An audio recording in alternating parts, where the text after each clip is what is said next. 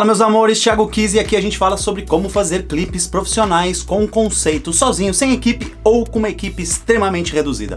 Parece difícil, mas não é. E a aula de hoje é muito legal porque hoje eu vou falar sobre como fazer uma master shot completa com a banda. Ah, mas vai ser uma master shot feia? Vai ser uma master shot amadora? Vai ser uma master shot cara? Vai ser difícil? Não! Vai ser tudo o que você gostaria e acha que é impossível. Bora lá!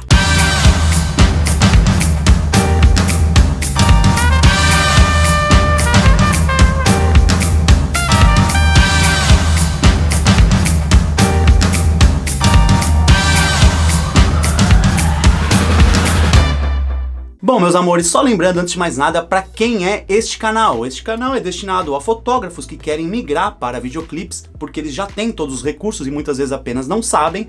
É também destinado para filmmakers que trabalham em várias áreas, eventos, casamentos, publicidade e quer poder ter uma fonte de renda muito mais prazerosa e muito mais tranquila através da arte, através da música. E para quem é músico e quer aprender a fazer os próprios videoclipes, os próprios trabalhos, que foi como eu comecei, ok? Então hoje eu vou falar sobre uma coisa muito importante, que é a tal da Master Shot. O que é uma Master Shot? Uma Master Shot nada mais é do que o conceito, a definição de videoclipe no meu olhar. Por quê? Porque quando começou o videoclipe só existia uma coisa, que era a câmera filmando a banda tocando. Depois que o Michael Jackson veio com essa história de Thriller e tá lá no cinema comendo pipoca e vira um monstro e sai correndo, não sei se é da fase de vocês, mas na minha época isso apareceu até no Fantástico, foi algo revolucionário, a gente ficava a família inteira junto para assistir esse clipe, tá? Aí veio a tal da onda de que o clipe virou um filme, tá? E isso pra mim é algo que é o maior problema para alguém conseguir fazer um vídeo profissional hoje em dia. Por quê? Porque as pessoas pensam em criar histórias, em contar causos no clipe. Eu quero fazer roteiro. As pessoas adoram fazer roteiro. As pessoas me ligam me chamando para fazer um clipe e elas dizem que elas já sabem o que é o clipe, elas já têm o roteiro, elas já têm as ideias, elas já sabem o que fazer. E eu pergunto, então por que raios você está me ligando? Se você já tem e você já sabe o que fazer, pegue sua câmera e faça. Mas aí eles pegam a câmera e fazem o quê? O webclip. O que é o webclip? É quando a pessoa tentou fazer um negocinho legal, ficou mais ou menos, foi ficando uma merda, foi ficando... O meu clipe tá derrubando a minha imagem, mas eu tive muito trabalho, eu não vou deixar de postar isso, eu gastei dinheiro, eu aluguei fantasia, eu vou chamar de webclip e isso vai resolver. Pois é o que acontece muitas e muitas vezes. Então, eu estou falando tudo isso para que vocês entendam, coloque na sua cabeça de uma vez por todas. Entenda, meu amor, minha amora, meu amiguinho, minha amiguinha. Se você ainda não praticou muitas e muitas vezes uma boa Master Shot, você ainda não está pronto para lidar com um ator, você ainda não está pronto para pegar um roteiro, você ainda não está pronto para fazer uma historinha. Ah, mas o meu amigo fez um clipe de primeira e que ficou maravilhoso e com historinha, não sei o que lá. Primeiro lugar, eu duvido, tá? Mas vamos supor que você realmente tenha esse amigo que é o fodão e tal, e não sei o que lá. Eu continuo duvidando, mas se ele realmente conseguiu fazer isso, provavelmente ele já vinha de publicidade, onde ele já falava sobre historinhas, e provavelmente o videoclipe dele soa como uma publicidade. Ai, Thiago, como você é radical! Eu gosto de ser radical, eu gosto de causar para chamar a atenção de vocês. Agora que eu já tenho a atenção de vocês, a gente vai lá para dentro do set de filmagem, aonde eu vou provar para vocês que ter uma boa Master Shot é muito, muito, muito simples. Bora lá! Bom, galera, então vamos para mais um registro aí, vida real. A gente vai fazer hoje um videoclipe aí do projeto que eu tô fazendo do Queen, né, do tributo ao Queen. A gente vai fazer um clipezinho hoje, na verdade vamos fazer 3 clipes hoje, tá? Se der tempo, eu acho que vai dar tempo. Então, primeira coisa, locação. Eu ainda vou dar uma aula só sobre locação, né? Explicar como que eu procuro, como que faz para negociar, valores, como que eu acho locação. Hoje a gente tá vindo aqui para uma fábrica velha, estamos vindo aqui para uma fábrica de aço. Vamos lá dar uma olhada na fotografia. I want to break free. Primeira coisa então, reconhecer o lugar, tá? Inicialmente eu achava que o melhor plano que eu poderia ter é esse aqui, onde eu pegasse aí um fundo bem longe, um fundo quase que infinito ali, uma coisa meio de fábrica, meio fudido e tal. Achei que pudesse ser bom. Só que chegando aqui, eu percebi que eu encontrei as luzes que eu mais amo no mundo, as luzes de cozinha. Eu ainda vou dar um nome técnico bonito sobre essas luzes. Mas enfim, o lugar já disponibiliza de uma iluminação que ela vai me ajudar muito. Então essa luz, vou usar ela tanto como uma luz de contra, como uma luz cênica mesmo. Então o que eu vou fazer? Eu vou enquadrar a banda de forma que essas luzes, quando eu pegue os planos de baixo para cima, que são planos que eu costumo usar bastante, que essas luzes apareçam. Isso já me ajuda muito no contra. Talvez, quase certeza que isso vai fazer com que eu tenha que tirar menos luzes do meu carro que eu trouxe aqui, que eu não sabia muito bem o que eu ia usar, e vou acabar colocando só uma luzinha de frente e colocar mais 2 holofotes de contra ali para dar uma coisa mais cenário também.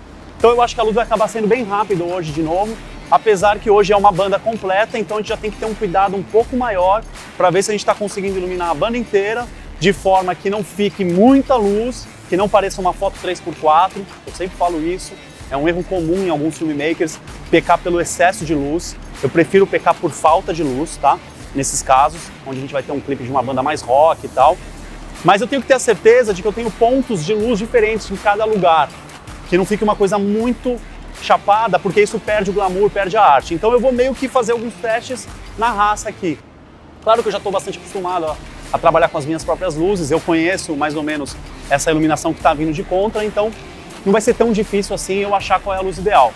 Só que o que eu tenho aqui para fazer o clipe é uma 6500 com a lente do kit. Muitos pensam que é uma câmera de brinquedo, não é. Eu tenho uma outra lente aqui, uma 35mm 1.8, que eu vou acabar usando nos planos fechados. E eu tenho também a 2470, que está sendo usada para o making off, que eu posso usar um adaptador para a minha câmera, para a Sony, e trabalhar com a 2470 também, tá? Não tenho certeza ainda qual que eu vou usar mais, porém, eu faço tudo meio que descobrindo na própria experiência. Em questão de meia hora aí, é capaz que a gente já esteja pronto para começar a montar a banda e já sair filmando, tá? Bora!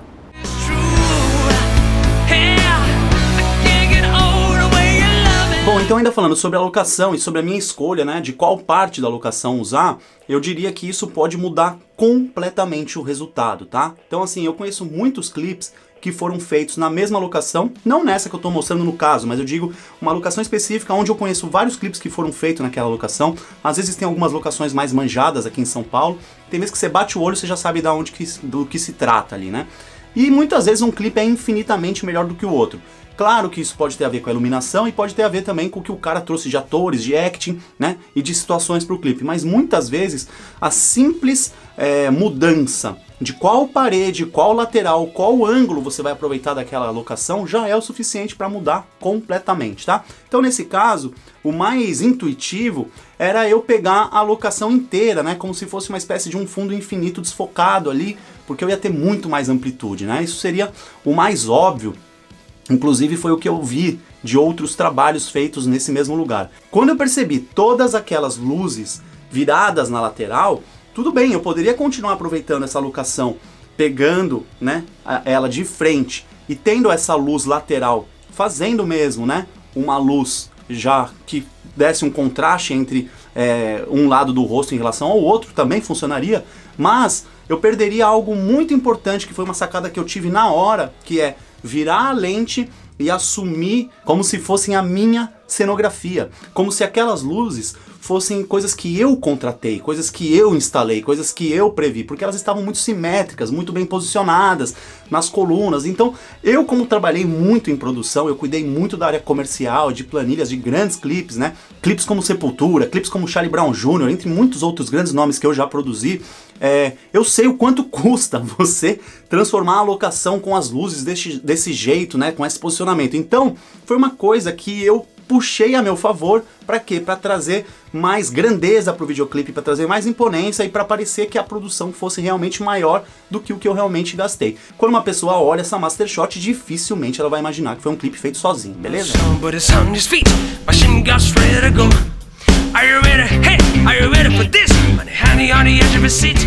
Então aqui o lance é o seguinte, eu pedi para ele dar uma limpada aqui nessa área, e o plano que eu estou escolhendo é esse plano aqui, ó.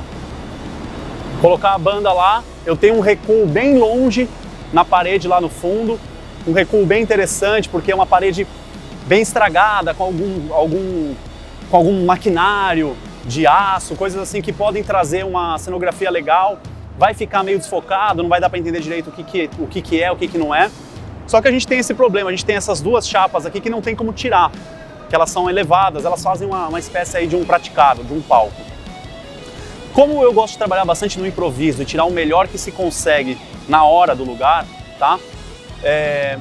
Eu pedi para o funcionário aqui da fábrica se era possível ele colocar uma plataforma fixa em cada lado, caso eu tenha a ideia de colocar a banda em cima da plataforma.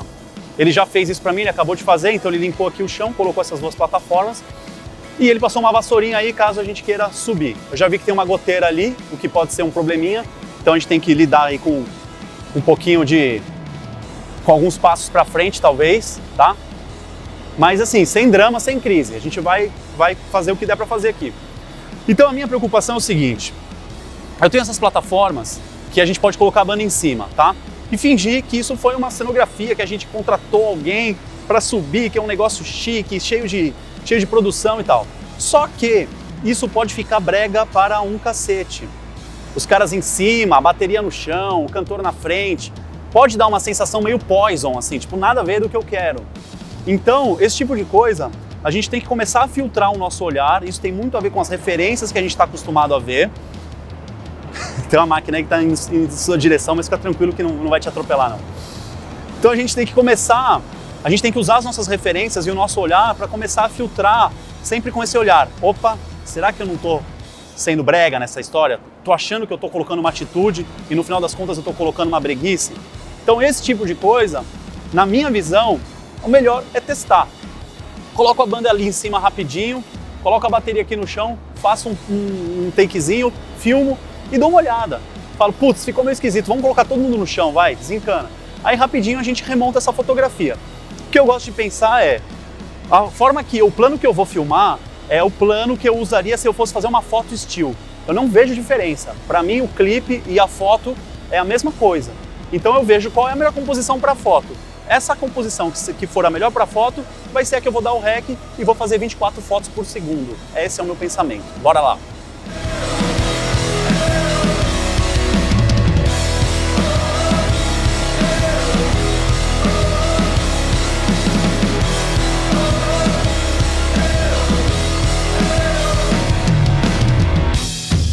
Quando eu me refiro sobre essa questão dos praticáveis, né, eu vi que eu estava muito limitado. Tinha lá um funcionário da fábrica que estava abrindo a fábrica pra gente e eu estava até meio sem graça de sair pedindo as coisas para ele porque eu não sabia o quanto podia mexer ou não naquelas coisas que estavam espalhadas, né? E da forma que eu cheguei, estava muito bagunçado. Eu confesso que eu até fiquei um pouco preocupado no início. Eu falei, cara, será que eles não vão mexer em nada? Eu vou ter que trabalhar em cima dessa bagunça aqui, vou colocar a bateria no meio dos ferros e tal. Tava um tanto confuso, né? Depois o cara foi muito solícito, ele se prontificou a me ajudar a mudar as coisas e tal, mas eu percebi que essas plataformas mais altas não tinha como ele tirar. Então eu criei um plano B. Mais uma vez, eu fingi que aquilo fazia parte da minha produção, pedi para ele limpar tudo, deixar lisa as plataformas, né? E coloquei, né, baixo e guitarra em cima das plataformas como se fizesse parte daquele cenário. Só que tem que se tomar muito cuidado com esse tipo de atitude, porque poderia sim ficar muito brega, poderia parecer uma banda meio poser, uma coisa meio forçada. Então eu fiz um take, expliquei as atitudes, tá? Sempre legal lembrar que os músicos devem evitar ao máximo olhar para a câmera, porque isso vai trazer uma atitude mais legal da parte dos músicos, tá? Eu deixo normalmente só o cantor olhando para a câmera. Então eu trouxe uma atitude mais fechada, mais séria, mais rock and roll, justamente para não ficar uma coisa muito oba-oba ali e quebrar todo o conceito. Parece uma besteira isso que eu tô trazendo para vocês, mas é na soma de pequenos detalhes que a gente chega num material mais profissional e mais imponente. Bom, aqui é o seguinte, eu bato muito nessa tecla de falar sobre fazer um clipe profissional, sem equipe ou com uma equipe extremamente reduzida. Para mostrar que eu não estou mentindo, eu mesmo que coloco as luzes, eu mesmo que puxo a extensão, eu mesmo que faço tudo, tá? Claro que dependendo do clipe, eu tenho um assistente, eu posso ter um hold, né? Aqui não é pra gente ficar sofrendo. Mas é que de verdade, eu acho que eu acabo montando as coisas mais rápido sozinho do que com a ajuda de outra pessoa. Então vamos lá, o que eu tô fazendo aqui? Eu tô pegando dois HQIs que eu tenho, tá? Eu vou chamar de holofote para ficar mais fácil. É uma luz extremamente direcional que eu vou usar no contra. Vai ser uma luz que eu vou usar como fotografia, tá? Então eu vou dar uma montada rapidinho aqui nas duas luzes. Já pedi para o funcionário me ajudar com uma extensão aqui atrás. E pronto. É isso que eu vou fazer. e uma luz frontal, acabou. Rapidinho eu já monto isso aqui.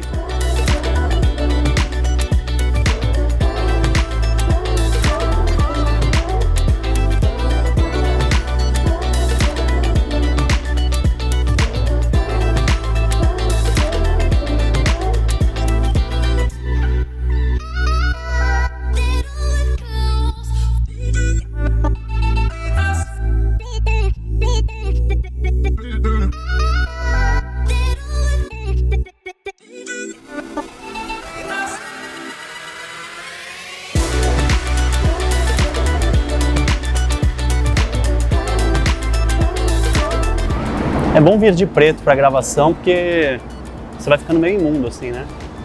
E eu ainda vou tocar hoje, no clipe eu vou participar como baixista. Então, assim, eu deixei minha roupa bonitinha no carro, somente quando tiver com a certeza que tá tudo resolvido, aí eu troco de roupa, já pego o baixo, já vou. E aí eu coloco o Caçula, que é o nosso cameraman que tá fazendo o making off, pra fazer os takes de mim, porque eu ainda não aprendi a me filmar, tá? Mas no dia que eu aprender, aí eu vou ensinar também.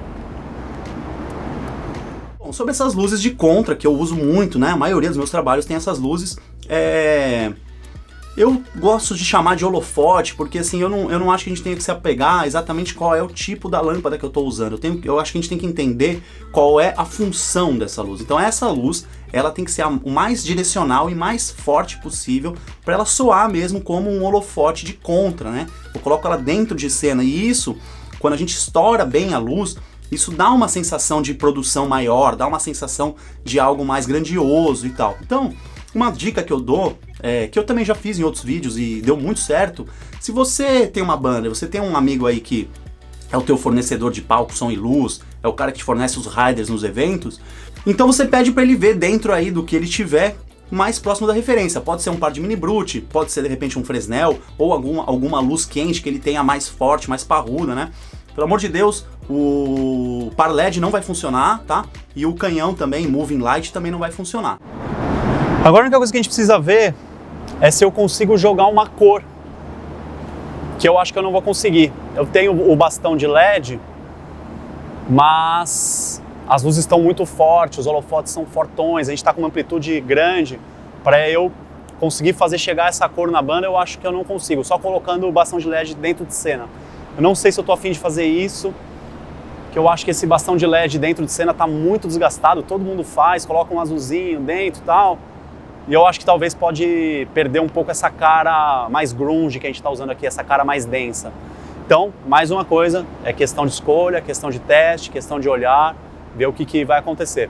Aqui eu vou colocar uma luz frontal também, mas é uma luz bem espalhada, não vai ficar parecendo um holofote na cara da pessoa, aquela luz dura, não, é bem espalhadinha, só para não ficar muito silhueta, porque como eu tô com muita luz de contra, eu preciso dar aí um charmezinho também, né, nessa luz frontal. Mas é só. A luz foi resolvida em menos de 10 minutos, eu só coloquei as duas ali atrás, liguei na tomada e acabou. Agora eu vou colocar uma frontal e acabou, tá? Bom, aqui como eu mesmo explico, né, eu cogitei a possibilidade de jogar uma cor pelas laterais, né, só que essas cores não chegavam, elas chegavam muito quase nada, ficava parecendo mais um defeito do que realmente uma sensação de uma cor legal. Eu quis evitar trazer os bastões de LED para dentro de cena, primeiro porque eles iam soar muito pequenos em relação a toda essa grandiosidade que era o cenário, tá? Então, isso aí poderia ser um grande tiro no pé. E a outra coisa é porque tá muito usado, né? Todas as bandas dos últimos 2, 3 anos colocaram em algum clipe, ou todos os diretores usam demais essa luzinha colorida, esse tubinho colorido nos clipes, tá? Claro que esses clipes de artistas pop gigantes, eles são muito melhores do que os meus em termos de produção, em termos de estética, não tô nem levando isso em consideração, mas eu prefiro não ter essa associação mental na hora que eu quero trazer uma coisa que pra mim soe como mais autêntico, mais rock and roll, digamos assim, tá? Incrivelmente o cantor chegou antes do que a banda, né? Coisa rara, cena rara. Eu tava com a luz toda pronta pra gente já fazer master shot tudo. Como o Elvis já chegou, o que eu vou fazer? Eu montei um estúdiozinho portátil aqui com os dois bastões de LED, né? Onde eu posso ver o que eu quero, luz quente com luz fria, luz colorida. E vou começar a explorar esses lugares que não fazem parte da master shot. Então eu vou usar o gimbal, vou usar 35mm 1.8 e vou começar a fazer só plano americano, tipo peito pra cima, closes, detalhe, rosto e tal, e vou colocar ele pra cantar. Isso vai me ajudar muito na edição depois, eu ter esses planos fechados do cantor. com cenários diferentes. Então é bom que eu acabo aproveitando melhor a locação, aproveito o tempo que eu poderia estar ocioso enquanto o pessoal da banda não chega, e quando eles chegarem, eu posso pedir para eles irem montando a bateria, se arrumando, que eu continuo aqui fazendo meu trabalho de filmar só o cantor. E isso vai ser perfeito depois na hora da gente finalizar. Então hoje, que a gente estava pretendendo sair daqui umas 10 da noite, como eu estou usando essa estratégia, pode ser que a gente acabe saindo tipo 8 da noite. Então agora são, sei lá, 6 da tarde, pode ser que em 2, 3 horas a gente já resolva tudo. 3 clipes, tá? Lembrando, 3 clipes. Então o que eu vou fazer aqui, ó, simples. Vou fazer... Tentar virar aqui para ficar mais fácil, ó. Vou fazer um testezinho. Se eu quero colocar a luz em cena, se eu não quero colocar a luz em cena, se eu quero deixar uma luz não tão dura, se eu quero diminuir, né, essa luminosidade, se eu quero jogar uma cor lá no fundo, se eu quero trazer uma cor perto do outro lado do rosto dele, entendeu? Então assim, aqui eu posso testar, posso brincar, posso fazer o que eu quiser e vou ganhando takes, tá? Fazendo um atrás do outro. Coloco uma caixinha sem fio, portátil aí para disparar o playback para ele e pronto, é isso aí, tá? Vamos começar a filmar já. Bom, aqui eu mudei a estratégia da gravação, então é muito importante que vocês estejam atentos para que vocês saibam como otimizar o tempo de vocês, tá? Então, o cantor chegou antes, grava o cantor, não espera mais nada.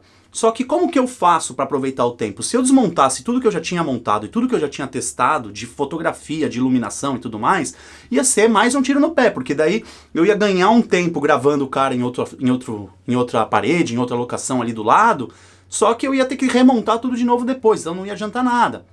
Então o que que eu fiz? Como aquelas duas luzezinhas de LED lá, eu acabei não usando, né, que talvez eu fosse usar para tal da cor, né, os bastõezinhos de LED, eu montei um mini estúdio, digamos assim, uma nova locação dentro do mesmo galpão, numa outra parede que tinha bastante acessório, bastante coisa abandonada, já tinha um cenário por si só com os objetos gigantes de metal e tudo mais.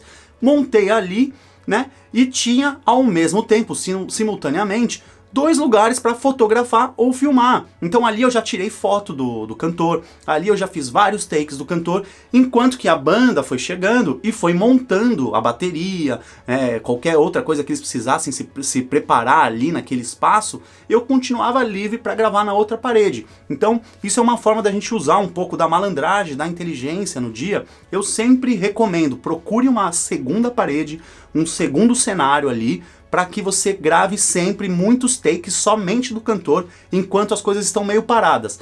Eu costumo não parar nem por um segundo em dia de gravação. Talvez assim para comer um pão de queijo, para tomar uma coca, tudo bem, mas assim eu não fico muito conversando, perdendo foco, porque isso vai fazer com que você se desgaste muitas horas na gravação, na filmagem, vai te trazer mais custo de locação e vai fazer você ter a sensação de que o trabalho foi mais difícil do que realmente foi. Então enquanto a banda está se preparando num lado, começa a gravar o cantor do outro. Quando o cantor tá cansado, precisa trocar de roupa, precisa se secar porque suou muito, beleza, vai lá pro lado que a banda estava pronta e faz só um take do baterista pegando as viradas principais, pegando a parte que tenha mais importância para a bateria. Depois faz só um take do guitarrista, não precisa ser um, pode até ser uns 2 ou 3, só na parte do solo, porque isso aí vai te ajudar muito na hora da edição. Então essa é a malandragem de conduzir o cronograma no dia da gravação, beleza? Configuração da câmera, tô com o ISO aqui a 1250, tá? Balanço de branco daylight, abertura 2.8, essa abertura aqui ela não precisava estar em 2.8 não. Velocidade 50, 24 frames, essa abertura aqui eu posso deixar em 2, tá? Eu evito usar o 1.8 porque o foco fica muito complexo, ele fica com muita dificuldade de focar. Vou usar em 2, tá? Aí já até ficou um pouquinho estourada, dá para eu diminuir um pouquinho esse ISO aqui. Então assim, ó, ISO 1000, abertura 2, velocidade 50, 24 frames, 4K, tá? É isso aí. Bom, então a configuração da câmera que eu usei é mais ou menos o que eu sempre uso, né? A abertura na 50mm, né? A abertura em torno de 2. Eu evito usar 1.8 porque como eu tava com o gimbal e eu coloco no foco automático, o 1.8 fica mais difícil pro automático conseguir focar, às vezes acaba perdendo um pouco o foco, então eu prefiro trabalhar com 2.2, tá? Mas isso é gosto, você pode usar em 1.8. Se você ainda não tem muito domínio do que eu tô falando, tá? Vou tentar destrinchar aqui da forma mais básica possível. Então, a gente tem o tamanho do arquivo que a gente vai gravar. Então eu gravei em 4K, que seria o máximo, tá? Eu não indico que as pessoas gravem em 4K, a não ser que elas já tenham um bom computador, uma boa experiência com edição, senão o 4K vai ser muito pesado, tanto para HD, armazenamento, edição, processamento, vai acabar dificultando muito a vida de vocês. E esse tipo de trabalho não é um trabalho para gravadora, é um trabalho para redes sociais, para divulgar a banda, para Instagram, para YouTube. Então, o 1080, que seria o Full HD, pode acabar sendo o mais indicado, tá bom? Beleza, então resolvemos o tamanho do arquivo, a qualidade do arquivo, ok. Fora isso, a gente tem o tal dos 3 pilares da fotografia para você fazer a fotometria. Um pé no saco esse assunto, eu também acho um pé no saco. Saibam que eu trabalhei durante anos sem saber nada disso, tá? Eu deixava tudo no automático e mexia só no ISO, tá? Então, não se preocupe. Mas, os 3 pilares da fotografia, quando a gente vai fazer videoclipe, a gente tem uma vantagem muito grande, porque a velocidade, né, que é o shutter speed, a gente trava em 50, tá? Então, eu gravo sempre em 24 frames por segundo, tá? Que é os frame rates, né? Que seria qual é a textura que eu quero para essa imagem, né? Então, assim, quantos quadros eu quero que esteja passando por segundo. Se eu colocar em 30 frames, ele começa a dar uma textura um pouco real demais, e na textura de cinema, um melhor resultado a gente consegue no 24 frames. Ah, Thiago, eu não gosto quando você fala isso, porque tem um monte de gente que filma em 60 frames, em 120 e fica bonito, não sei o que. Ótimo, ótimo! Pode se mudar para o canal dele e seguir as coisas que ele faz, porque até hoje, normalmente quando as pessoas falam assim, ai, cala a boca, eu faço em 30 frames, eu vou lá ver o clipe do cara é uma bosta, então não adianta. É que nem quando a gente fala assim, essa foto é sem filtro. Você só pode falar essa foto é sem filtro e se gabar disso se a foto for boa. Se a foto é uma merda, não adianta você fazer hashtag sem filtro, entendeu? É uma coisa meio que... Então, tá bom, fui um pouco duro agora, fui duro, vou me desculpar, senão o pessoal vai ficar com raiva de mim. Mas eu indico muito, do meu coração, que você use o frame rate em 24 frames sempre. Mas sempre que não for usar slow motion, tá? O slow motion, obrigatoriamente, você tem que usar ou em 60 frames ou em 120. Eu tenho uma aula de clipe na garagem que eu explico melhor sobre isso, eu não vou entrar nesse assunto aqui porque já foi explicado em outra aula, tá? Então, estamos falando aí só das cenas normais, mesmo da banda, cantando, atuando, 24 frames. Então a gente resolveu que estamos...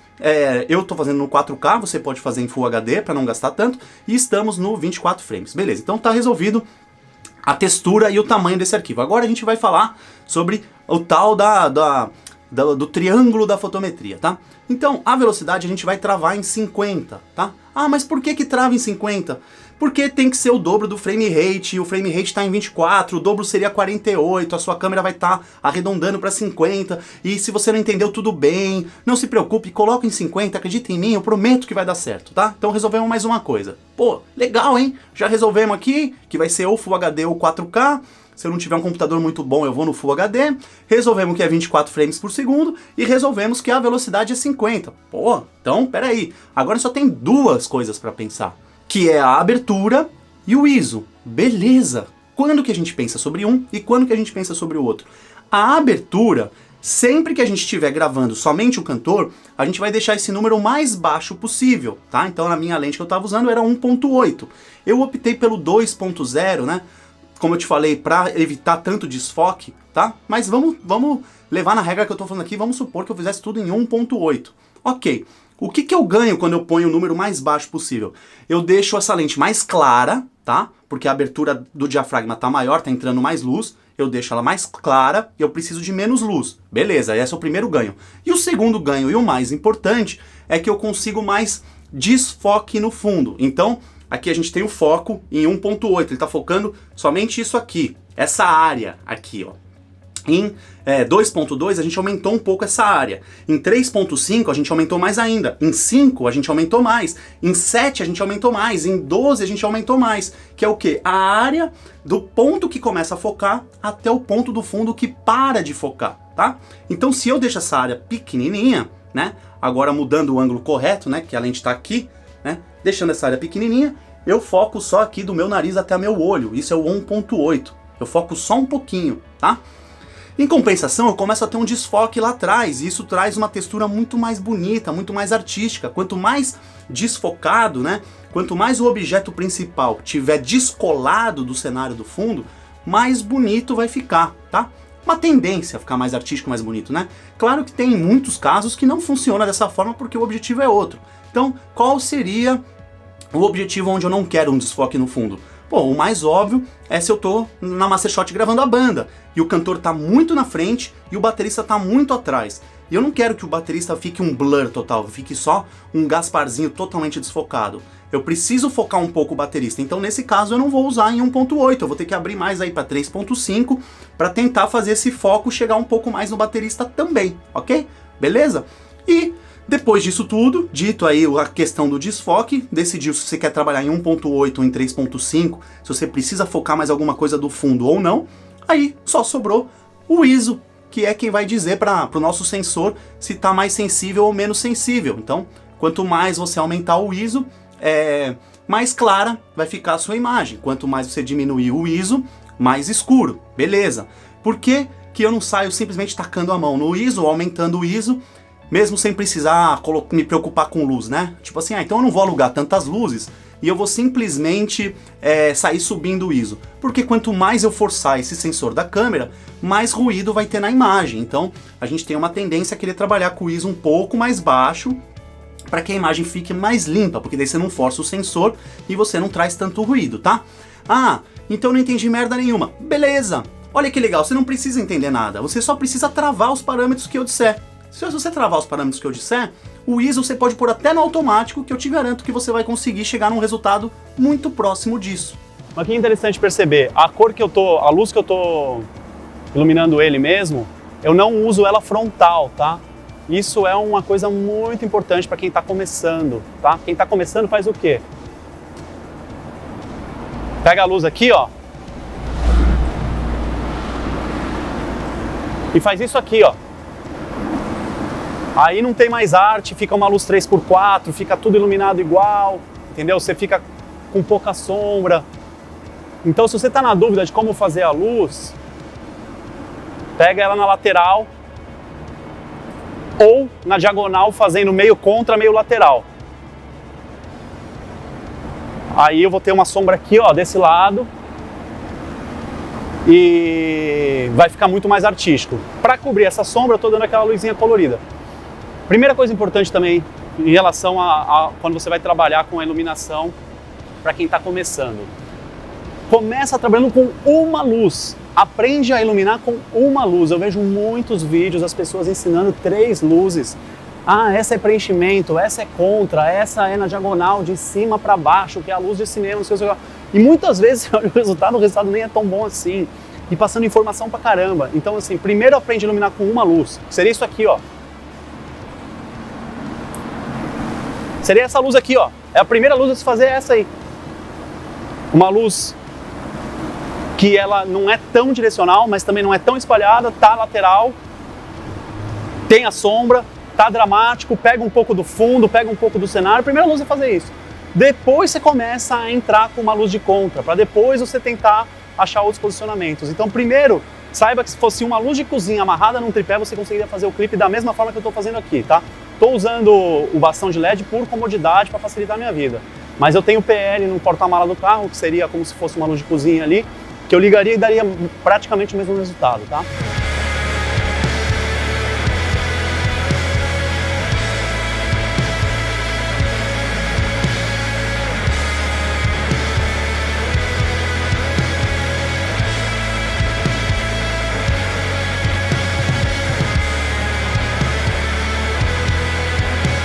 Bom, então eu sempre bato muito nessa tecla do posicionamento da luz, porque quando você vai ter um bom videoclipe, né, digamos assim, uma boa estética, uma estética mais profissional, mais artística, mais dramática, não necessariamente está relacionado com o tipo de luz que você usa, né, ou com a quantidade que você gastou em iluminação e o quanto você contratou, tá? Muito mais importante do que isso é como você está posicionando essa luz e como você está usando o seu olhar a favor de algo mais dramático, mais artístico, ou simplesmente tacando a luz frontal e pronto, é isso, tá? Ah, mas não tem clipes que a luz é frontal? Tem, né? Principalmente quando eu uso o ring light, né? O ring light ele tem que ser frontal porque é uma luz que é feita para isso, né? Que é aquele arco com muitas lâmpadas, né? E dá uma estética linda no frontal, tá? Então tem também estúdios, clipes feitos em estúdios que a luz é mais frontal. Na verdade ela nunca é muito frontal, tá? Ela é sempre mais na diagonal de cima, né? Em direção aos olhos, mas assim, existem sim clipes onde a estética é chapar, sem sombra, deixar tudo iluminado, tá? Que não tem nada a ver com essa estética do que a gente está buscando nesse clipe aqui, tá? Então, muito importante que se você não tivesse luz nenhuma, se você não tem dinheiro para comprar o bastão de LED, basta você comprar uma lâmpada tubular, daquelas de cozinha, fluorescente, tá? Um aluno meu do Pro Bandas, né? Ele me mostrou o que ele fez na casa dele. Ele comprou as luzes, fez uma gambiarra lá para ligar direto na tomada, né? Porque às vezes ela precisa de uma alimentação externa, então precisaria falar direto com o cara da loja lá, com o eletricista, como que resolve isso, né? Para que você tenha ela móvel, né? Portátil. E o cara me mostrou, ele comprou um tubo de luz de 40 centímetros, acho, e ele ligou para eu ver. O resultado ficou lindo. Não é papinho. O resultado dessa luz, quando ele apagou tudo e colocou para eu ver na lateral do rosto dele, era ainda mais bonito do que o meu bastão de LED, que custa lá nos Estados Unidos $100, tá? E ele tinha pago, acho que R$25 na lâmpada. Já com o sistema todo para ligar na tomada. Então, se você pensar em comprar duas, né? Vamos supor aí, R$25 para ter uma com a temperatura mais fria e R$25 para uma com a temperatura mais quente. E você começar a brincar com isso, de ter uma luz mais lateral aqui, mais fria, e uma mais na diagonal aqui, fazendo um contraponto numa luz mais quente, você já tem praticamente tudo que você precisa para fazer um bom videoclipe, beleza? Se você tiver um amigo que possa te ajudar a disparar o play do celular, eu recomendo muito, tá? Você vai cantar olhando para a câmera, tá? Essa pergunta que ele fez é importante, se canta olhando para a câmera ou não. Existem momentos que eu não quero que olhe para a câmera, mas eu sempre parto dos planos seguros. Os planos seguros, o que são? Um plano frontal, ele cantando olhando para a câmera, um nessa diagonal, um na outra diagonal. A partir daí eu começo a inventar. Depois eu costumo fazer um de baixo para cima. Aqui eu acho que de baixo para cima eu vou perder a fotografia, tá? Mas vamos lá, vamos começar. Então aqui é muito importante eu relembrar essa história de olhar para a câmera ou não olhar para a câmera, tá? É algo que as pessoas sempre vão perguntar e o cantor sempre olhando para a câmera. Depois que você já garantiu todos os takes dele olhando para a câmera, aí você pode brincar com takes dele não olhando para a câmera. E eu faço muito takes onde eu peço para o cantor fazer as duas coisas no mesmo take. Canta um pouco olhando e foge, e olha para uma outra coisa, e não sei o que, e gesto e volta, entendeu? Os músicos evita ao máximo que eles olhem para a câmera. Se eles ficarem meio sem graça, manda olhar pro chão, manda fazer cara de mal, manda fazer atitude. Se é uma banda mais pop, manda dar um semi-sorriso, com uma dançadinha, não sei o que. Olha num ponto fixo pra lá, depois vira o pescoço, olha num outro ponto fixo pra lá, testa um pouco, depois olha um pouco pra cá e depois um pouco pra cima. Então você tem ali 4 diagonais, uma diagonal pra cá, uma pra cá, uma pra cá, uma pra cá. É só ele não virar muito, tipo assim, conta aí, 15 segundos aqui de desconforto, 15 segundos aqui de sofrimento, 15 segundos aqui sem graça, 15 segundos aqui pegando jeito, até que chega uma hora que o cara vai, e que ele vem, que ele começa a curtir e vai dar certo, eu prometo. Então, seguinte, eu tô acostumado a usar as PLs, né? Os Kinos, que são as luzes um pouco mais espalhadas do que o LED. Tô usando esse bastão de LED assim, dessa forma, pela primeira vez, então a luz tá um pouco mais dura do que eu tô acostumado, tá? Aí eu posso abaixar o ISO para 800, mas o que eu vou fazer nesse caso, eu não vou abaixar o ISO não. Eu vou realmente diminuir um pouco a intensidade. Ela tem intensidade, né? Essas luzes, elas têm intensidade, mas assim, ó, já tá bonito. Já tá bonito, já tá artístico, o fundo tá desfocado, aparece lá uma corzinha aqui do lado, tá bonito. Mas eu acho que dá para melhorar. Agora tem uma coisa importante. Aconteceu um faça o que eu digo, não faça o que eu faço, né? Acabou acontecendo sem querer. Eu sempre falo, garante primeiro, deixa eu só parar aqui. Eu sempre falo, garante primeiro os planos de segurança. Planos mais caretas, com pouco movimento frontal, plano mais careta com pouco movimento numa diagonal e na outra. A partir daí, um de baixo para cima, e aí um bem fechado aqui, tipo rosto, close, olho, boca, mãos, e depois você começa a pirar com os movimentos loucos, tá? Isso é o que eu recomendo. Como eu já estou muito acostumado a fazer esse tipo de trabalho, e eu já sei como que eu vou editar, eu já sei a cara que eu quero, eu já estou logo no primeiro take fazendo os meus próprios movimentos de acordo com o que ele está me entregando, tá? Então isso tem a ver um pouco com o meu feeling. Se você já tem experiência, não precisa garantir tantos planos caretas, porque a gente vai ter isso na Mastershot com a banda, planos um pouco mais abertos, tal, na hora que precisar. Eu vou recorrer aos planos fechados dele em momentos que realmente traz um pouco mais de movimento, traz um pouco mais de atitude, tá? Mas eu sempre recomendo que tenha esses planos caretas antes, que são os planos de segurança, tá? Reto, frontal, diagonal, diagonal. Acabei de ver que eu fiz um plano aí com uma vassoura atrás. O que eu faço? Tiro essa vassoura, pro próximo plano não aparecer ela. Bom, agora que vai ser o primeiro take do cantor, né? A banda ainda tava... Eu nem lembro se ela já tinha chegado, mas eu acho que não tinha. Mas conforme eles foram chegando, eu fui pedindo para eles montarem a bateria lá no outro lado, conforme eu disse, para que todos pudessem trabalhar simultaneamente sem ter que travar a gravação por causa de logística. Vocês vão perceber nesse primeiro take que o cantor, ele, apesar de, na minha opinião, ele ser um dos maiores cantores, disparado um dos melhores cantores que eu conheço aqui do Brasil, tá? Disparado mesmo. Ele talvez o cara que mais saiba interpretar Freddie Mercury que eu já tenha visto, né? Depois do Mark Martel lá dos Estados Unidos, né? Mas aqui na nossa realidade, ele pra mim, é o melhor que tem. Ele mesmo assume que ele é um cara tímido, né? É o Elvis Balbo. Ele mesmo assume que ele é meio tímido. Ele fala, cara, eu sou meio tímido e tal. Então, não é porque o cara é um puta de um cantor que quando você apertar o REC, o cara vai estar feliz da vida. Eu lembro quando eu fiz os primeiros clipes com o BJ, que é o vocalista do Tempest, um dos maiores cantores de rock que tem no Brasil. Os primeiros clipes que eu fiz com ele, na época a gente tinha uma banda lá que fazia uns eventos de anos 80 e tal, eu vi que a primeira vez que eu dei o REC, eu vi que ele tava meio sem graça. E aquilo me chamou um pouco de atenção, porque ele era um cara que eu conhecia há muitos anos, e o cara sempre foi uma referência, não só pra mim, como pra muitos cantores do Brasil. O cara, ele é unânime, né, é uma coisa unânime. E eu achei estranho, falei, cara, eu tô achando que parece que ele tá não tá muito à vontade com esse videoclipe, né, então eu comecei a achar que é por causa que era uma banda mais focada em evento, e não tinha muito a ver com a cara dele e tal. E aí, conversando com ele, o que eu saquei? Como ele vinha muito do autoral, ele também fazia muitos eventos, mas não em bandas que produzem videoclipe, porque, querendo ou não, foi meio que, talvez tenha sido eu que tenha meio que inventado isso no mundo de eventos, tá? Eu venho fazendo isso há quase 10 anos, e até hoje é muito raro você achar uma banda que tem essa linha de raciocínio, se é que tem, mas beleza, não vamos entrar nesse mérito, porque não tô aqui querendo levantar autoridade minha não, até porque é só uma característica, não é uma autoridade. Mas o que eu percebi com o BJ foi o seguinte, que ele tinha muito a história do videoclipe na carreira autoral dele, né?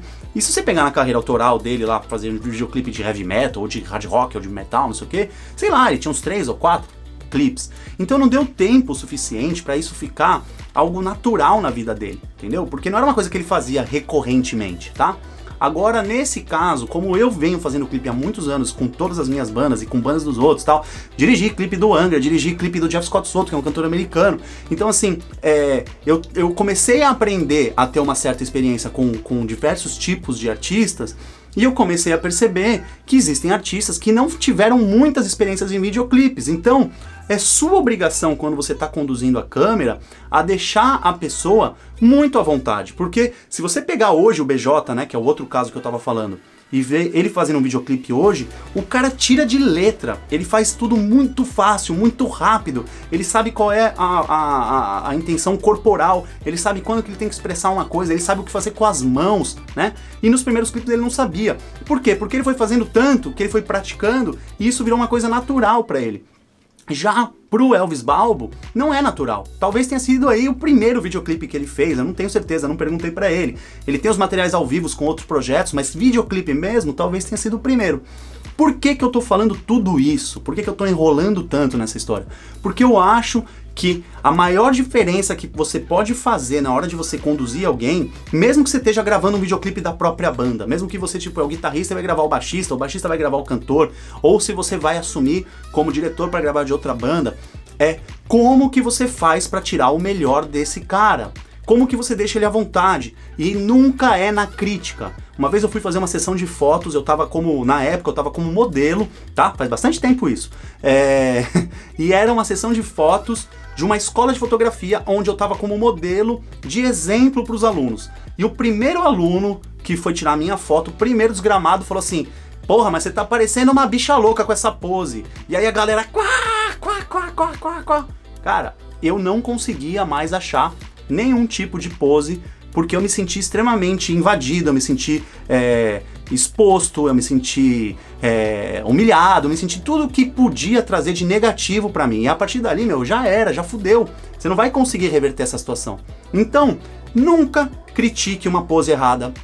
Nunca fale que algo tá feio, nunca fale que aquela posição tá muito brega, ou que tá isso, não sei o que lá, mesmo que você tenha intimidade com a pessoa, tá? Mesmo que você já esteja acostumado a fazer piada com a pessoa, tá? Então como que você vai fazendo? Você vai filmando, você vai trazendo a vibe, você vai mostrando os gestos, é sua obrigação mostrar o que ele tem que fazer com a mão, porque ele não vai saber o que fazer com a mão, é você que tá olhando na lente, é você que tá vendo o que funciona, então é você que vai trazendo o melhor do cara, e quando ele faz algo bom, é você que grita, é isso, tá bom, aê, isso ficou ótimo, faz mais, faz de novo, agora tenta pro outro lado. Essa é a grande obrigação do cara que tá com a câmera na mão. Eu vejo muitos poucos filmmakers fazendo isso de forma bem feita, tá? Então se você acreditar nisso que eu tô dizendo, eu tenho certeza que isso já te coloca à frente de muita gente. Tô falando tudo isso há muito tempo, enrolando, porque eu acho muito importante. Se você não acredita em mim, veja como que ele agiu nos primeiros 5 segundos e veja como que ele estava agindo depois aí de uns 30 segundos de gravação.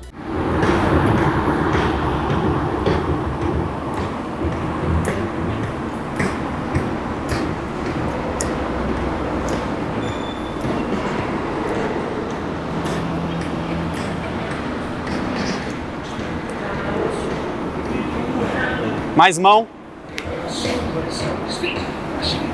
Isso.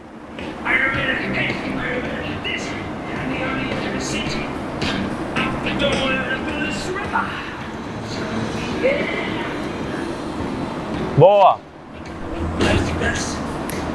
Isso.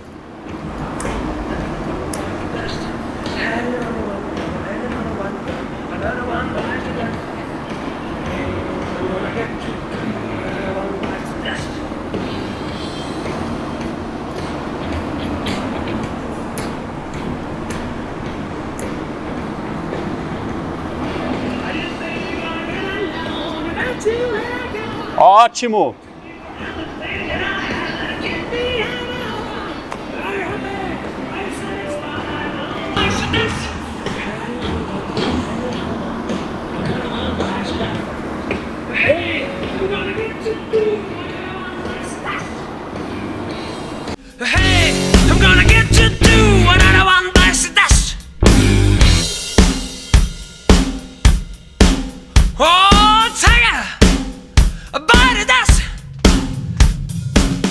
Eu já fiz as cenas do Elvis, lá naqueles bastões que eu falei, e aqui foi o que ficou definido mesmo. Então tem só uma luz frontal que eu gostaria de mostrar. Eu passo a especificação técnica depois dessa luz. Essa luz eu comprei de um eletricista uma vez num job. Ela é uma luz que eu uso ela como uma luz frontal mais espalhada para lugares grandes para fazer master shot, tá? Então ela é que dá faz os nossos rostos aparecerem, porque se eu ficasse só nos contras, a gente ia ficar muito silhueta. Então essa luz frontal faz os rostos aparecer. O caçula que está fazendo o making off é quem está nos filmando. A gente não tem nenhum assistente, nenhum hold, nenhum eletricista, não tem nada, só a gente aqui. Ele nunca tinha trabalhado com filmagem num gimbal. Eu mostrei para ele na hora como que eram os movimentos. A gente ensaiou tipo 2 minutos. Eu mostrei as cenas de baixo para cima, como que eu queria os ângulos. Eu mostrei as que são um pouco mais reta, um pouco mais careta. Eu fiz o posicionamento de todos, fiz o posicionamento do Elvis, do cantor aqui na frente, para achar o melhor lugar para ele. E dei uma leve direcionada até onde que o Elvis podia ir. O resto eu tô indo tudo no chute aqui, confiando no caçula. Então, ó, se der alguma coisa errada, é culpa do nosso caçula. Mas eu já vi algumas cenas, já vi que tá ótimo. Já estamos indo pro segundo clipe. Vou manter tudo na mesma fotografia, porque eu não vou ter tempo para ficar tentando inventar moda. Então a gente vai fazer tudo na mesma estética aí, tá? Então, demorou um pouco mais do que eu esperava, porque pelo fato de eu não estar tendo controle de tudo, eu ter que vou pro baixo, olho, volto, ponho a roupa, tiro a roupa, isso demorou um pouco mais. Só que ainda assim, até as 10 da noite, tranquilamente, a gente vai estar com os 3 clipes prontos. Acredito que uma diária aí das 6 às 10, das 5 às 10 para fazer 3 clipes é maravilha, show de bola, assim, perfeito, dá sei lá, nem 2 horas por clipe, tá? Então, acredito aí que mais ou menos uma tarde de edição para cada música, ou seja, em 3 dias eu tenho todo o material pronto, finalizado, colorido, editado, realizado, tá bom? Depois eu mostro para vocês, valeu! Bom, meus amores, depois eu posso até colocar na descrição, né, qual que é a configuração correta dessa lâmpada, eu nem sei de cabeça, tá? Eu penso muito em qual é o objetivo da luz que eu tô usando e qual é o tipo de luz, tá? Então, essa, apesar de ser uma luz muito forte, ela é uma luz que ela é bem espalhada, tá? Então, ela é como se fosse aí mais ou menos uma luz de cozinha muito mais forte, tá? Então, é como se fosse um bafinho que eu preciso dar de iluminação geral ali para que a luz de contra não deixe a gente só apenas como uma sombra, né? Porque nada mais é do que um equilíbrio de luzes, né? Se eu tenho muita luz lá atrás e eu não tenho nada de frente, obviamente a gente vai ficar totalmente escuro em relação a essa luz lá de trás. Então eu usei essa luz em especial porque é uma luz que eu já tinha usado no clipe do Angra e gostei do resultado.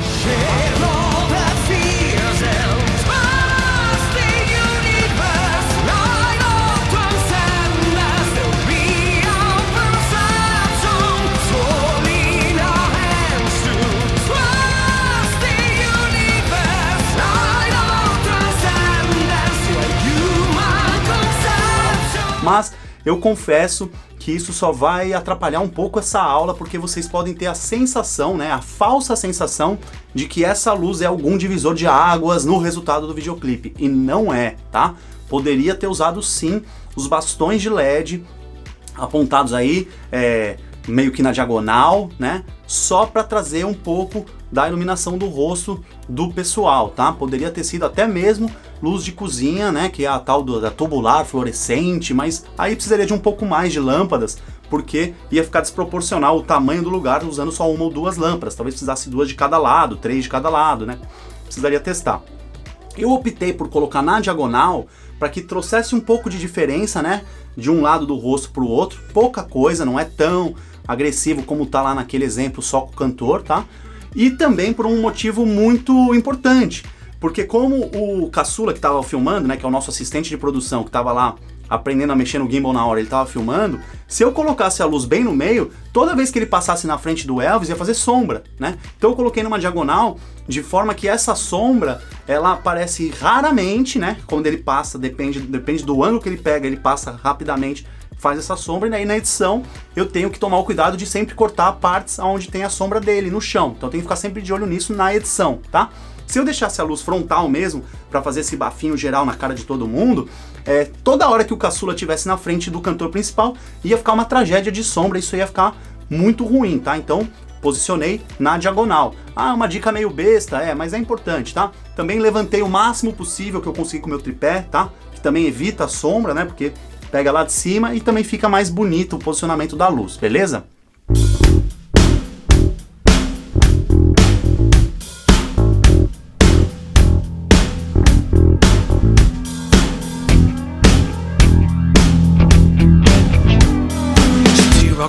Down the street when the people when I live ain't no song but it's on his feet. Machine guns ready to go. Are you ready? Hey, are you ready for this? Money handy on the edge of his seat. Off the door and the bullets rubber. Sound the beat, yeah. Another one bites the dust. Another one bites the dust. Handing on the one gun, handing on the one gun. Another one bites the dust, yeah. Hey, I'm gonna get you too. Another one bites the dust.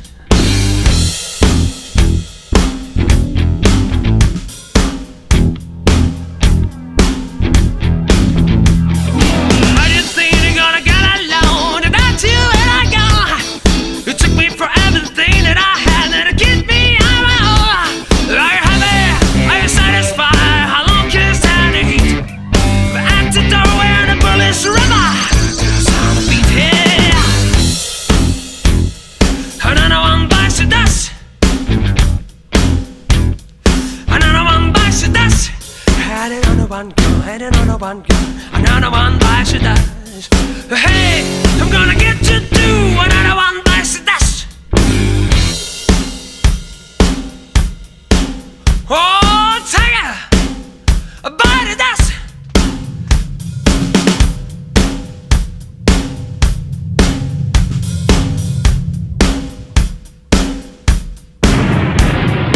Another one bites the dust. Another one bites the dust. Another one bites the dust. Another one bites the dust. Hey, yeah, yeah, yeah. Oh, shut up. Daddy played the way you heard a man to bring it to the ground. You can beat it, you can treat it, you can treat it better. To leave it when it's down, but it's ready for you. Understand I'm on the feet. But at the door when the bullets rubber to the sound of beat. Yeah, yeah, yeah, yeah.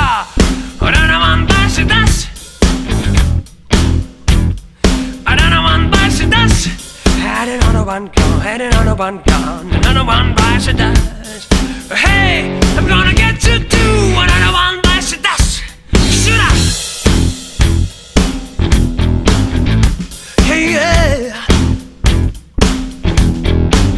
Alright, yeah, yeah.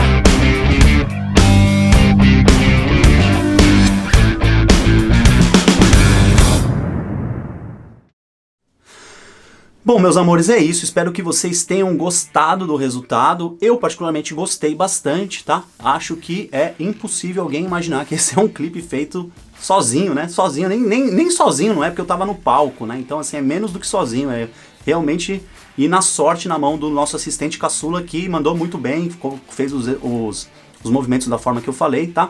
Números de Master Shot que eu tenho. Por incrível que pareça, eu tenho 3 Master Shots, eu tenho 3 takes do caçula do começo ao fim, pelo que eu me lembro, tá? Talvez tenha sido 4, mas eu acho que é 3 mesmo, são 3 takes, tá? Então, como que eu distribuí esses takes? Mais, ele estava sempre andando, fazendo o semicírculo, tá? Mas mais na altura dos olhos, mais do chão mesmo, né? Dando essa amplitude do espaço de baixo para cima, e onde ele ficava livre para ficar testando tudo ao mesmo tempo, e depois na edição eu me viro para pegar o que ficou melhor, tá? Como que eu posso me dar o luxo de ter só esses 3 takes? Porque depois eu fazia um take só da banda, tá? Como que era esse take só da banda? Tira o Elvis, deixa o Elvis descansar um pouco e fala pro caçula ficar filmando só na hora que ele sabe que tem solo, só o guitarrista. Na hora que ele sabe que tem uma virada no baixo, fica só me filmando. Na hora que ele sabe que tem alguma virada de bateria, filma só o baterista. Então eu tenho um take onde tá aproximado nos músicos, tá? Ah, Thiago, mas quando você faz um clipe profissa, fudidaço, é assim que você faz? Não, claro que não. Aí eu vou ter pelo menos uns 2 takes inteiros só no baixista, uns 2 takes inteiros só no guitarrista, uns 2 takes inteiros só no baterista, e depois provavelmente ainda vou fazer mais uns 3 takes só pro solo de guitarra, pegando bem a mão do cara, tá? Isso seria a minha linha de raciocínio para um clipe mais parrudo, mais profissional, no mínimo isso, no mínimo, tá? Aí depois tem os takes abertos com todo mundo, tá? Nesse caso, eu estava priorizando quantidade. Eu queria sair de lá com os 3 vídeos, porque eu precisava para lançar a minha banda pelo menos 3 vídeos profissionais, tá? Então eu estava priorizando a quantidade. Então, falei, vamos nessa, vamos garantir 3 takes de todo mundo, a banda inteira com o cantor, um take aproximando de todos os instrumentistas. A cada momento da música eu gritava pro caçula, caçula, agora é bateria! Daí ele saía correndo e ficava na bateria. Caçula, vai ter solo de guitarra! Daí ele ia pro solo de guitarra. Caçula, vem cá que vai ter uma virada! No que o caçula tava vindo eu já fingia que eu tava lá, né? Quando ele saía a câmera, eu percebia que ele saía a câmera, eu já gritava, caçula, agora é lá! Foi assim, tá? Esse foi o esquema. Só que por que eu tava bem respaldado? Porque eu tinha feito mais uns 2 ou 3 takes de cada música só do Elvis cantando na outra locação, no outro cenário, né? Não outra locação, a locação era a mesma, mas no outro visual, digamos assim, tá? E além disso, eu sempre faço uns 10 ou 15 minutinhos de slow motion, onde eu uso 120 frames. Na aula de garagem eu explico isso melhor. E no slow motion eu peço pro cantor me dar somente atitudes, onde ele mexe no casaco, onde ele aponta pra cima, onde ele faz o passo do Michael Jackson com não sei o que, aonde ele grita, aonde ele mexe no óculos. E todas as vezes que eu tiver meio perdido do que colocar na edição, porque parece que eu não acertei nenhuma das cenas, nem a cena do caçula da banda inteira não ficou boa, nem a cena somente do instrumentista não ficou muito boa, e nem as cenas que eu fiz do Elvis cantando não ficou muito bom, eu preciso ter algo para colocar naquele momento. E é aí que eu entro com os slow motions, tá? Para finalizar essa aula, tem uma coisa muito importante em relação à cor, em relação à estética, em relação à textura, que é o seguinte, de novo, eu vou ser um pouco duro, digamos assim, tá, com o que eu vou dizer, mas eu não quero que ninguém me leve a mal, porque de verdade eu sou um eterno aprendiz e um eterno estudioso. Até hoje eu pesquiso e passo muito tempo do meu dia estudando tutoriais de outras pessoas, inclusive de pessoas que têm trabalhos muito inferiores aos meus, mas que eu sei que tem aspectos de coisas que eles estão falando que eu não conheço e eu gosto de estudar, tá? Então vamos lá. Eu estudei alguns cursos aí nacionais, né, de filmmakers brasileiros, que quando chegava na hora de ensinar a cor, o cara traz conceito que é pior do que a prova de matemática de quando a gente estava no terceiro colegial. e é conceito pra lá, e é conceito pra cá, e vê os scopes, e o magenta tem que subir um ponto pra cá, e o outro do azul com o verde baixa um ponto pra lá. E eu lá vendo a aula e anotando e falando, caraca, que animal, agora eu vou ter uma evolução no meu trabalho, agora eu tô entendendo, nossa, então eu tinha que ver os gráficos, não sei o quê. E quando o cara termina de fazer a cor não parece que o cara fez a cor. Tô falando, mas cadê a cor? É isso aí? A tua cor é isso? Ah, pelo amor de Deus, mas se eu soubesse que era isso, eu não ia abrir gráfico nenhum. Eu mexia 3 parâmetros, eu chegava nessa cor. Então, por que eu quero dizer isso, tá?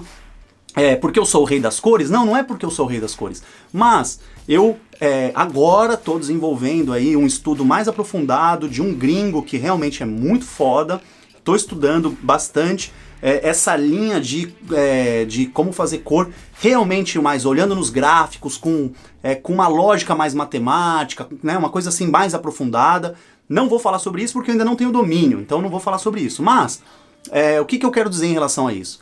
Eu só consigo, digamos assim, chegar nessa estética de cor desse clipe porque eu não sigo as regras. Se eu seguisse as regras, eu não conseguiria. E aí eu gostaria de explicar o porquê disso. Se eu olhar nos meus gráficos, os brancos estão completamente estourados. Eu seria totalmente reprovado na provinha de matemática do terceiro colegial se eu fizesse isso que eu fiz. Então, quando eu estou filmando, e eu tô vendo aquelas luzes lá de conta, né, as luzes nas paredes ali, nas pilastras, as luzes de cozinha, tudo apontada para minha lente, e eu coloco mais 2 holofotes, o que eu tô pensando na minha cabeça?